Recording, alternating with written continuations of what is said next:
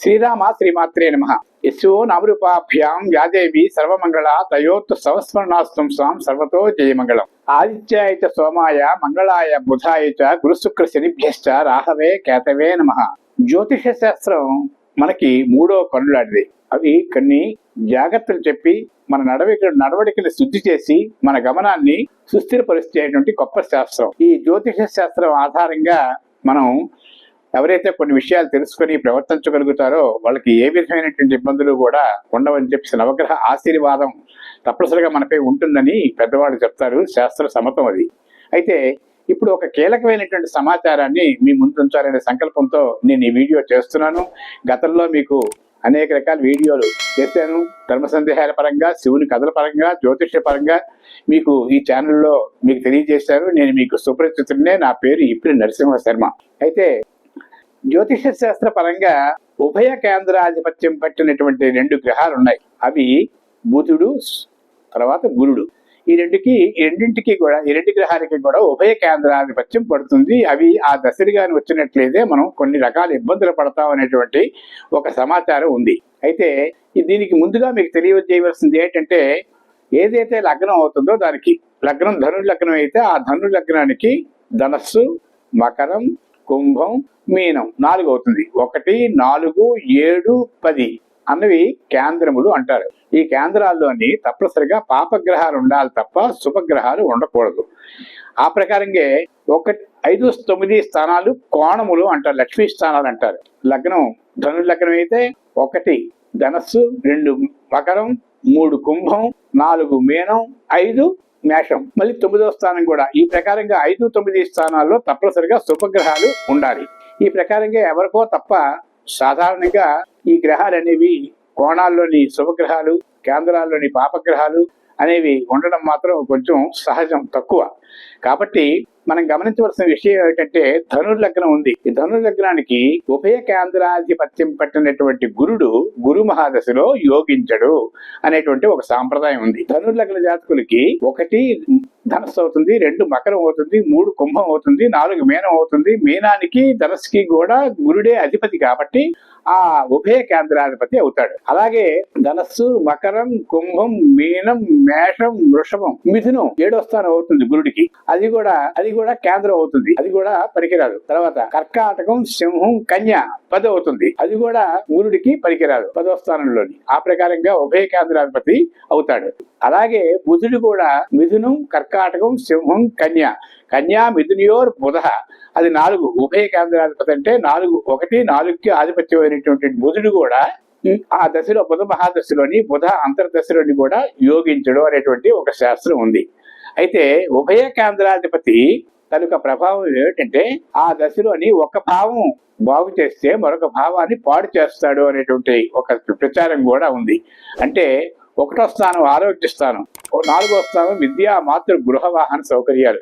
విద్యా మాతృ గృహ వాహన సౌకర్యాలు ప్రసాదించవలసినటువంటి గురుడు 1వ స్థానం అయినట్టు ఆరోగ్య స్థానాన్ని కొంచెం పాడు చేస్తాడు, కొంచెం అనారోగ్య సూచనలు చూపిస్తాడు ఆ దశ అంతర్దశల్లో అని చెప్పేసి ఒక ధను లగ్నానికి ఒక ఉంది.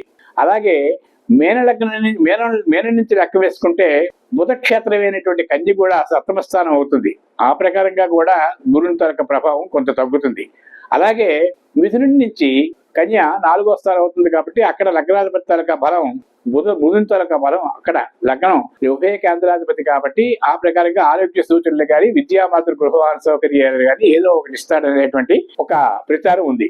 కన్యా రాశికి మేనం 7వ స్థానం అవుతుంది. కన్యా లగ్నానికి 7వ స్థానం అవుతుంది కాబట్టి కన్యా, తుల, వృశ్చికం, ధనస్సు 4వ స్థానం అవుతుంది. కాబట్టి ఈ రెండింటికి కూడా 4వ స్థానం కన్యా లగ్నానికి 4వ స్థానం ధనస్సు అవుతుంది, 7వ స్థానం మేనం అవుతుంది. దానికి ఉభయ కేంద్రాధిపత్యం పడుతుంది. అలాగే మిథున లగ్నానికి ధనస్సు 7వ స్థానం అవుతుంది, కన్య 4వ స్థానం అవుతుంది, తర్వాత మీనం 10వ స్థానం అవుతుంది. అది ఉభయ కేంద్రాధిపత్యం పడుతుంది. అయితే ఉభయ కేంద్రాధిపత్యం పట్టినటువంటి ఈ గ్రహాలు లగ్నంలో కానీ ఇంకెక్కడ లగ్నంలో ఉంటే వాటి తాలూకా దశ అంతర్దశలు మనకి ఇబ్బంది పెడతాయి.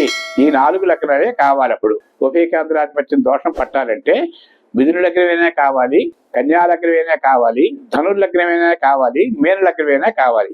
ఆ దశలు వచ్చినప్పుడు బుధుడు కానీ గురుడు కానీ ఉభయకేంద్రాధిపత్యం పడుతుంది కాబట్టి ఆ దశలు కొంచెం ఇబ్బందికరంగా ఉంటాయి అని చెప్పేసి ఒక ప్రచారం ఉంది. అయితే ఉద్యోగ స్థానమైనటువంటి గురుడు ఉద్యోగ స్థానాధిపతి, రాజ్యకేంద్రాధిపతి అయినటువంటి ఉద్యోగం ఇస్తే వివాహంకి కొంచెం సమయం కేటాయించవలసి వస్తుంది. అంటే 32 దాకా వివాహం కాకుండా చేస్తాడు. అదే వివాహం వేగం అయిపోతే ఉద్యోగానికి నానా తిప్పలు పెడతాడు. ఈ ప్రకారంగా కూడా ఒక ప్రచారం ఉంది. ఆ 2 గ్రహాలు ఉభయ కేంద్రాధిపత్యం పెడితే ఒకటి సప్తమ స్థానం అయితే ఇంకొకటి ఉద్యోగ స్థానం అయితే ఆ స్థానాలకి ఒక స్థానం బలపరిచి ఒక స్థానం బలహీనపరుస్తుందని కూడా శాస్త్రం ఉంది. అయితే మనం గమనించవలసిన విషయం ఏమిటంటే ఆ దశలు వచ్చినప్పుడు ఈ 2 గ్రహాలు కూడా పూర్ణంగా ఆధారపడతాయి కాబట్టి జాగ్రత్త పడాలి అనేటువంటి ఒక భయాన్ని మాత్రం మనం పెట్టుకోకూడదు. ఎందుకంటే ఆ లగ్నాలు అయినప్పుడు ఆ దశలు తల వచ్చినప్పుడు ఆ బుధుడు మిత్రక్షేత్రంలో ఉన్న తర్వాత 11వ స్థానంలో ఏకాదశ స్థాన ఫలం లభేత్. 11వ స్థానంలో ఉన్న అవి మిత్రక్షేత్రాలైనా ఆ గురుబుధులు మిత్రక్షేత్రంలో ఉన్న ఇవన్నీ కూడా ఉభయకేంద్రాధిపత్య దోషానికి కొంత బలహీనపరిచేసి ఆ తాలూకా ఉభయకేంద్రాధిపత్య దోషాన్ని కొంత హరించి అన్ని భావాలకి కూడా మేలు చేసే అవకాశాలు కూడా ఈ లగ్నాలకి ఉన్నాయి అని మనం మర్చిపోవద్దు. కాబట్టి ఎక్కడో దశ అంతర్దశలు చాలా ముఖ్యమైనవి. తనకి ఏ దశ అయితే నడుస్తున్నదో ఆ దశ అంతర్దశలో మాత్రమే ఈ ప్రభావాలు కొంచెం చూపిస్తాయి. తర్వాత వచ్చేటువంటి మిగతా దశల్లోని ఇప్పుడు ఉదాహరణకి గురు మహాదశ వచ్చిందంటే గురు మహాదశలో గురు అంతర్దశ మాత్రమే. అది 2 సంవత్సరాలు 8 నెలలు 12 రోజులు ఉంటుంది. ఆ ప్రకారంగా ఆ సంవత్సరాలు అప్పుడే కొంతవరకు ఇబ్బంది పెట్టే అవకాశాలు ఉంటాయి. దాని తర్వాత మళ్ళీ గురుడు శుభప్రదుడే. అలాగే మనం లెక్కేసుకొని ఉభయకేంద్రాధిపత్యం పెట్టినటువంటి బుధగురుడు తలక 16 సంవత్సరాలు ఒకటి, బుధుడికి 17 సంవత్సరాలు కూడా మనం అనేక రకాల ఇబ్బందులు పడతాం అనుకోవడం తప్పు, చాలా తప్పు. జ్యోతిష శాస్త్రంలో అనేక రకమైన కీలకమైన అంశాలు ఉంటాయి.